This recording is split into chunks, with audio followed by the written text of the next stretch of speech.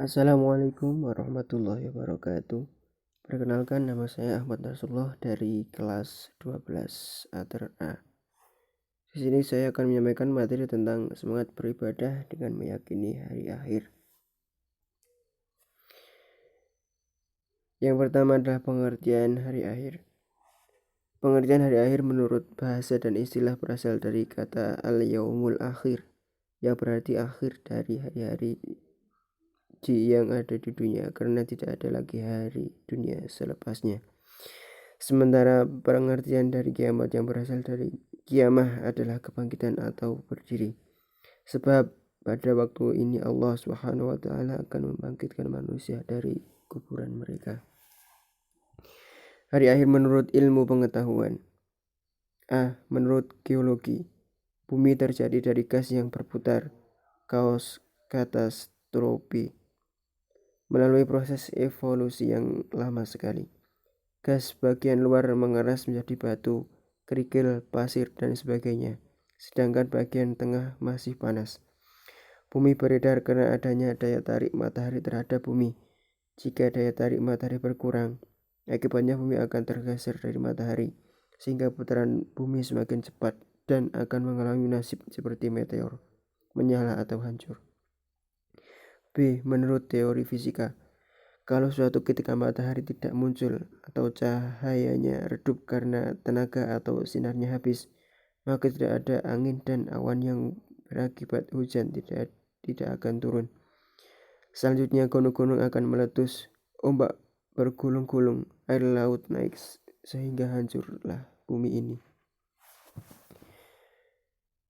Makna iman kepada hari akhir. Beriman kepada hari akhir adalah percaya dengan sepenuh hati bahwa suatu saat alam semesta dan seisinya akan hancur dan berakhir.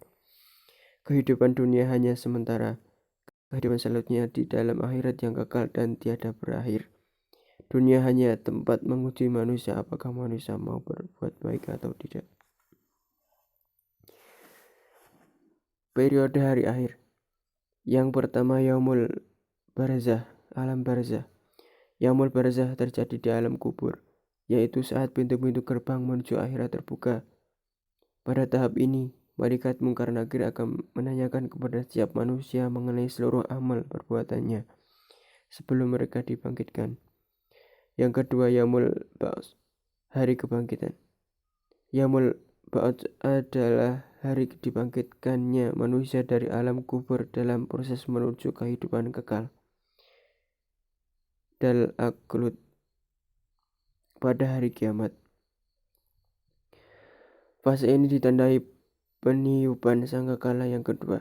Ketika itu Allah Subhanahu wa taala membangkitkan seluruh manusia dari alam kubur dan mereka berbondong-bondong ke padang mahsyar. Yang ketiga, Yaumul Mahsyar, hari perkumpulan. Padang mahsyar digambarkan sebagai lapangan luas tanpa kehidupan. Di tempat ini semua makhluk berkumpul untuk menunggu hisab, mulai dari makhluk pertama hingga makhluk yang terakhir hidup, termasuk manusia, jin, dan lainnya. Yang keempat, Yaumul Hisab, hari perhitungan. Tiba di Yaumul Hisab, di sini menjadi tempat dilakukannya perhitungan amal perbuatan manusia selama hidup di dunia. Sekecil apapun perbuatan yang pernah dilakukan manusia, baik itu amal kebaikan atau keburukan, semua akan diperhitungkan dengan adil. Yang kelima, Yaumul Mizan, hari penimbangan. Setelah dihitung secara adil, amal perbuatan tersebut akan ditimbang. Apakah lebih berat amal kebaikan atau keburukan? Kami akan memasang timbangan yang tepat pada hari kiamat. Maka tidaklah dirugikan seseorang barang sedikit pun. Dan jika amalan itu hanya seberat biji sawi pun pasti kami mendatangkan pahalanya. Dan cukuplah kami sebagai pembuat perhitungan. Quran Surat Al-Anbiya ayat 47. Yang keenam, Yaumul Sirat, hari melewati jembatan. Sirat adalah titian yang akan dilalui oleh seluruh umat manusia untuk menuju tempat yang telah ditetapkan Allah Subhanahu wa taala. Keadaan orang-orang yang melewati jembatan Sirat bermacam-macam sesuai dengan keimanan, perbuatan, dan dosa-dosa mereka. Yang Yang ketujuh, Yaumul Jaza, hari pembalasan. Yaumul Jaza merupakan yaumul akhir, sebagaimana Allah Subhanahu wa taala melakukan pembalasan kepada makhluknya sesuai amal perbuatan mereka. Hakikat iman kepada hari kiamat. Iman kepada hari kiamat merupakan rukun iman yang kelima yang harus diyakini oleh setiap umat Islam. Segala perbuatan yang dilakukan oleh setiap manusia, baik maupun buruk, akan dipertanggungjawabkan di akhirat kelak.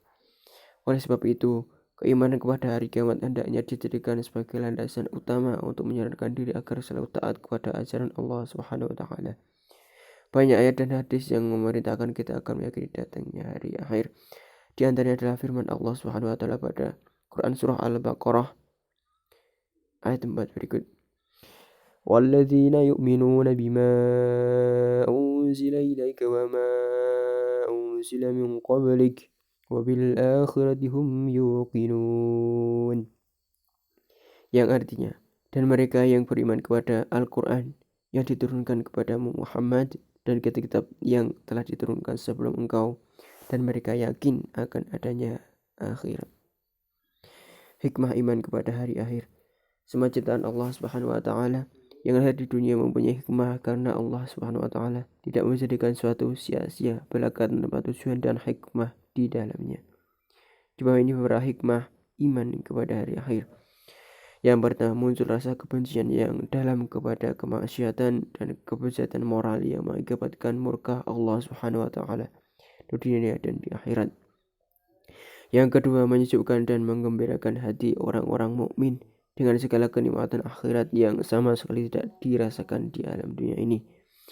Yang ketiga, senantiasa tertanam kecintaan dan ketaatan terhadap Allah Subhanahu wa taala dengan mengharapkan mau'unahnya pada hari itu. Yang keempat, senantiasa termotivasi untuk beramal baik dengan ikhlas. Yang kelima, senantiasa menghindari niat-niat yang buruk apalagi melaksanakannya. Yang keenam, menjauhkan diri dari asumsi-asumsi yang mengkiaskan apa yang ada di dunia ini dengan apa yang ada di akhirat. Menerapkan perilaku mulia. Dari pembahasan di atas, perilaku yang menggambarkan kesadaran beriman kepada hari akhir adalah sebagai berikut. Menyadari bahwa semua perbuatan selama di dunia akan dipertanggungjawabkan di hadapan Allah Subhanahu wa taala. Oleh itu, segala sikap dan perilaku kita harus selaras dengan tuntunan agama. Menyadari bahwa manusia itu sangat kecil di hadapan kebesaran Allah Subhanahu wa taala, sehingga diharapkan dapat menghilangkan sikap takabur atau sombong dalam dirinya. Selalu berusaha melakukan amal soleh dan hindari semua perbuatan yang bertentangan dengan norma agama. Membiasakan diri dengan akhlakul karimah seperti mawas diri, rendah hati, perilaku kepada sesama dan lain-lain. Selalu berusaha mendekatkan diri kepada Allah Subhanahu wa taala, baik dengan melakukan ibadah seperti sholat maupun dengan ibadah sosial, yaitu semua kegiatan yang bermanfaat bagi sesama. Termotivasi untuk selalu bekerja keras dan menjauhi kemalasan. Sekian dan terima kasih. Wassalamualaikum warahmatullahi wabarakatuh.